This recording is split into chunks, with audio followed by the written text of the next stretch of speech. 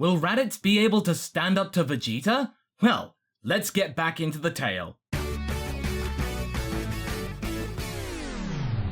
Hey guys, MasakoX here. We are back for August's edition of What If Week. It's that time of the month again where we can speculate, analyze, and think about all the different stories that are possible in Dragon Ball, but just didn't quite make the cut for the full story. So it's up to us to fill the gaps and try to make it happen. Today's What If is the 5th part in the extremely popular series that I didn't think would actually take off, and I think you all know what it is. What if Raditz turned good? If you haven't seen the first part of this tale, I seriously recommend that you check out the playlist. I'll include a link to it in the description and up top.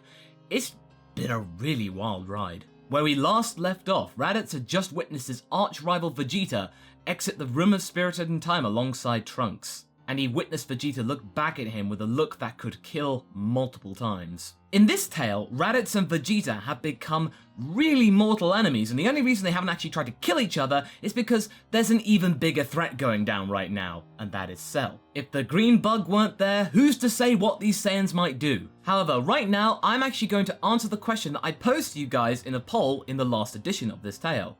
Who would be joining Goku in the Room of Spirit in Time? There were two options, Gohan or Raditz.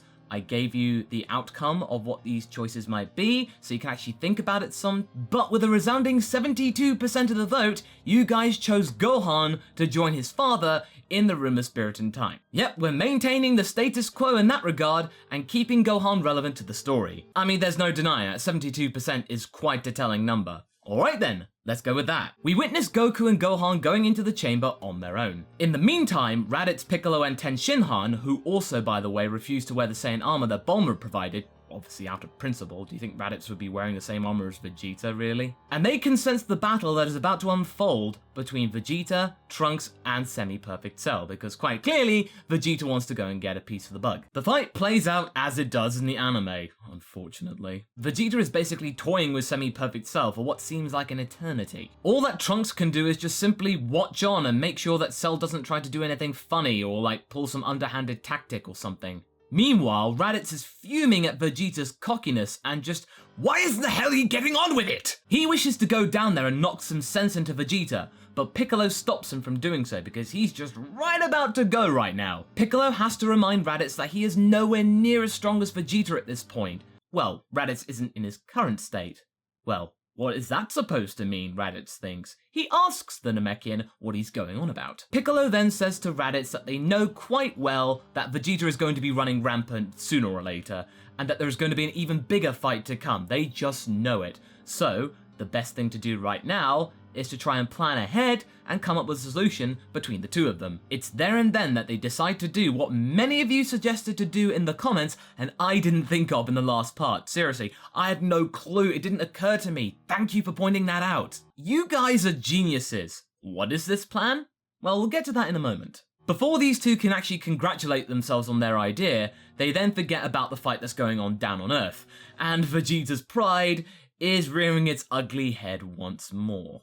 And it's currently being stroked lovingly by Cell. Cell has been given free reign by Vegeta to absorb number 18 whenever he can find her, and it's just a case of Vegeta just stroking his ego because he got dolled up in Super Saiyan Grade 2 for nothing, so it seemed, so he'd better make it worth his while. And also blah blah, better challenge blah. Not even Trunks' protests are enough to stop this from happening. Sure enough, Semi-Perfect Cell gets his wish and he ultimately fuses with number 18. I mean, she's not really party to all of this. Everyone up in the lookout is cowering in fear. Raditz is cursing to the even higher heavens, because technically they're on the heavens right now, about why Vegeta is so stupid and foolish and any other kind of negative derogatory term, and how the prince has doomed everyone on this planet. Damn his pride. Meanwhile, Goku and Gohan are oblivious to this as they're busy training inside the chamber. Gohan is busy becoming a Super Saiyan, which actually happens a lot easier than it does in the anime because of all the training that Goku did prior to the androids arriving, it meant they had a better grasp of Super Saiyan. You can thank Raditz for that because some more Saiyan training and exposure out there is definitely beneficial when you're doing this kind of training. I mean, don't get me wrong, it's still a very big challenge for the young man, it just takes a little less time. He's not gonna get the power that easy. Since Goku already knows about Super Saiyan Grade 2 prior to going inside the chamber, he then touches upon Super Saiyan Grade 3 much faster, as well as all of the drawbacks that come with it. Having realized all of this sooner, they actually eschew this transformation and go straight to Super Saiyan full power much sooner than they do in the actual story, which in turn means they have further time to refine the transformation and make it even stronger. The perfect Cell fight plays out as per normal, with Vegeta getting clobbered 8 ways from Sunday, and Trunks' Super Saiyan Grade 3 transformation doing absolutely butt kiss and just showing, again, oh dear, yeah, you're getting power but you're sacrificing speed. Around this time, Goku and Gohan exit the chamber to see everybody looking desperate. I mean, they have a right to be. Perfect Cell is on the loose. Curious about this, Goku goes down to Earth and finds Perfect Cell and decides to weigh up the strength between him, and this is actually quite significant. When Goku returns, Piccolo and Raditz walk up to him in tandem and state their plan. Their intention is to train together in the Room of Spirit and Time now that Goku and Gohan have exited it. So that means they can actually try to figure against Cell in the next battle that is guaranteed to be arising, which we now know as the Cell Games. Having trained with one another quite regularly over the last few years, things get moving pretty quickly. Raditz appreciates Piccolo's level-headedness, and in time, he begins to actually understand what makes Piccolo tick. He actually becomes far less jittery and paranoid and scared, and he's just a lot braver now than he was 5 years ago when we first met him. As well as training, Raditz and Piccolo are quite keen to do some hardcore meditating, and this is something that the Saiyan is quite keen to master since his rationale wasn't the best when they went in, and he wants to kind of keep that under control, especially around the likes of Vegeta. The benefit to all of this is that means Piccolo gets a full year inside the Room of Spirit and Time, unlike the anime when he cut it short. With Raditz there, he has something to focus on when times get rough, and vice versa. When they emerge, Piccolo has been able to fully grasp the power of Kamikolo, so when he merged with Kami, and Raditz has risen to the power of full power Super Saiyan. Oh, let me guess, Masako, does Raditz reach Super Saiyan 2? Well, no, not just yet, no. Raditz can sense that there is more power just waiting to be tapped into, but he can't quite get there yet. It's just something missing. He remembers about something that Goku said, like, almost a year ago, I mean in his mind, about some kind of thing that emerged while they were in the chamber, and something that Goku believes that they could use against Cell. After Raditz gets home and spends some good quality time with Ranch and Launch, he goes over to Goku's place and tries to actually get some ideas out of the Saiyan. Goku explains to Raditz that he saw something inside of Gohan which was incredible, a power that could easily win against Cell if used properly. Something that Goku couldn't quite do, but Gohan, yeah, he got it down, he just doesn't quite know it yet. Raditz is completely stunned. He knows that he can go back into the chamber one more time, so that means he can actually try to find out this power on his own. He then asks Goku whether he should actually go ahead and do it. Goku's not too sure about that because you don't want to spend too much time inside that chamber on your own. Goku did that as a child, and he almost went insane after a couple of months. He tells Raditz this and warns him that it's not something that you should take lightly if you're going to go in there solo, especially. Having spent a year inside the chamber with Piccolo trying to calm his mind down, Raditz can then sense, especially after all that meditating, that if he were to go in there on his own, his mental health would just deteriorate and all of the hard work that he's done over the past year would have been for nothing. In the end, Raditz chooses not to go inside the chamber. Fast forward to the Cell Games. Given how that Raditz has chosen not to go into the Room of Spirit and Time again, this kind of means he's on the sidelines for the most part, and therefore, the initial part of the Cell Games carries on as per normal, with Goku and Cell fighting, Gohan then taking the reins, and then you know the rest. And that includes a scene where Goku gives Cell a senzu bean and is completely chewed out by his colleagues. The only real difference this would actually have is that Goku would be getting Piccolo's rant in stereo because Raditz would pretty much be aping what Piccolo is saying. Gohan, with 16's help and sacrifice, achieves the power of Super Saiyan 2, and this is where the power and the secret actually start to click for Raditz. He now gets it. So Raditz is thinking, well yeah, that's the power that Goku was talking about. Yeah, okay, I might be able to do it given enough of time. And when I'm not trying to fight off multiple Cell Juniors, because yeah, that's currently a thing. Oh yeah, actually, I almost forgot about the Cell Juniors. How would Piccolo and Raditz fare? Well, I think they would be faring a lot better than Piccolo did in the anime. They would be able to hold their own quite easily and maybe actually get a slight upper hand. The rest of the story continues. Goku notices that Gohan is starting to go rogue because of Super Saiyan 2 power. You start to lose your rationale and control, something that Goku really should have thought about, and chooses to sacrifice himself, so that means semi-perfect cell or perfect cell or whatever kind of cell is ridded of for good. It's a harrowing feeling, because this just apes everything that happened in the Saiyan saga, only the roles have been reversed.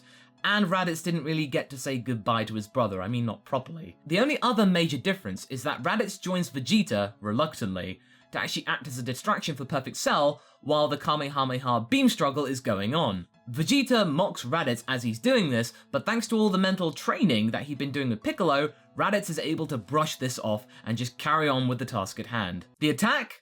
Why, of course it would be a double someday. Later on, Raditz breaks the news to Chi-Chi and launches there too to help console the widow of Goku. Ranch witnesses all of this going on, but Gohan is quick to notice this and distract her by saying that you might be having a new nephew very soon, so get excited for that. This is Goten we're talking about, by the way. Now that it seems that his brother is unlikely to return, especially for the fact that Goku actually refuses to return, it's up to Raditz to honor the family name of whatever Bardock's surname was, and actually get stronger for his brother. In the anime, Vegeta lost his mojo after Goku disappeared because he didn't really have anyone to compete against, so he kind of lost his way. But now that in this story, Raditz is just as big a rival to Vegeta as Goku is, and he then puts his attention squarely onto Raditz in terms of a benchmark and a yardstick, so that means Vegeta carries on getting stronger. Right, it's now time for the time skip. We move forward 7 years and we get to see Ranch now at 9 years old, and here is a picture of her. Thank you, Malik, for the awesome art. I took everybody's fan art that you sent to me over at MasakoX on Twitter, and by the way, they were all great, thank you so much, and incorporated all of the aspects from the different designs into this actual final version. In the 7 years that have actually followed since the Cell games, Ranch has actually become quite the fighter, whilst also wanting to retain a little bit of feminine charm. She is someone who knows what she wants, and that is to kick some ass, much like her father, and also to look good whilst doing it, and she gets that from her mother. Can she go Super Saiyan? Well, yes, she can. Given how much that Raditz has been actually training over the 7 years, and how much he'd actually want to include his daughter in all of this, you know, good bonding and all that, I think she would end up training with her father and actually reap the benefits of the Super Saiyan transformation, much like how Trunks and Goten did. In the meantime, Raditz and Launch have had more children. Twin boys, in fact. What are their names? Well, they're named after different types of radish. Daikon and Muli. By the time we get to the Buu saga, they're about 3 years old, and they're actually quite precocious and fun-loving children, and they love to see their big sister and their father fight as they're training, and sometimes they actually wish to get involved, but obviously they can't do much, they're only toddlers. In the 7 years before the Buu arc, Vegeta and Raditz do meet up on occasion, but when they actually do, and especially when in public, the dialogue is very stunted and minimal. In fact, at one point, Vegeta wanted to test out his might against Raditz so badly that he actually caught Raditz unawares and just completely pounced on him. Raditz was able to hold his own, but he was left quite badly injured. Vegeta was absolutely adamant that he had to assert himself over his once underling. But don't worry, Raditz gets his own back eventually. Does Ranch train with Goten and Trunks as well? It's more Trunks than Goten. She did used to train with Goten quite a bit, but when Chi-Chi put a stop to that when Goten accidentally went Super Saiyan, Ranch had to look elsewhere. They actually get on pretty well, despite the fact that Ranch is fully aware that Trunks is quite a spoilt brat, as we also know that he is. Nevertheless, the 3 young Saiyan hybrids get along famously, and there is actually a little contest between them about who can be the strongest. For those of you thinking that this is all completely irrelevant, trust me, it's not. It's time to get voting again. This time I'm asking another biggie. Who does Trunks fuse with in the Fusion Saga? Ranch or Goten? If you pick Ranch, then that means that Goten doesn't really figure much in the next arc and he's kind of pushed off into the background.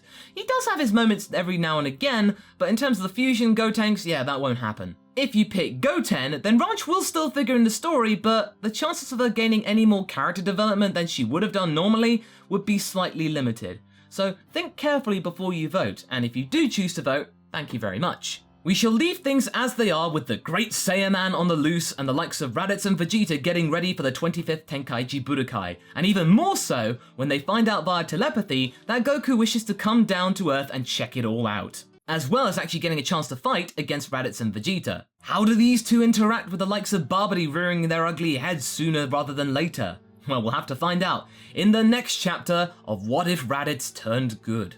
So what do you guys think? Did you like this part of the story? What would you like to see happen next? Leave a comment below and let's get this discussion going. Anyway, I hope you enjoyed this video. Until the next one, be sure to like and subscribe. Catch you later!